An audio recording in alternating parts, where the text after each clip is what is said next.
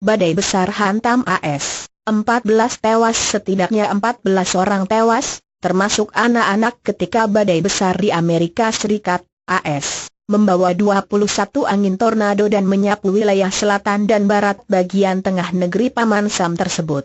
Dilaporkan oleh National Weather Services, NWS, AS, setidaknya ada 21 tornado atau angin puting beliung yang menghantam wilayah Mississippi, Tennessee dan Indiana pada hari Rabu 23 Desember 2015.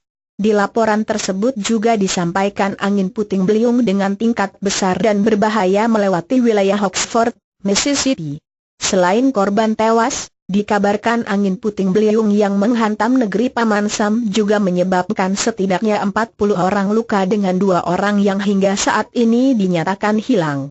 Mississippi adalah negara bagian di AS yang diterpa paling parah akibat badai ini, karena dihantam 15 tornado. Dilaporkan oleh NWS, ada satu angin puting beliung besar yang sangat kuat berawal di wilayah Mississippi dan berakhir di Tennessee.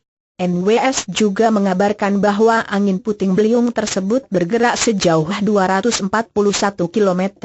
Wali kota Cleveland Book mengatakan bahwa seorang bocah usia 7 tahun tewas akibat angin puting beliung yang melewati Holly Springs, Mississippi.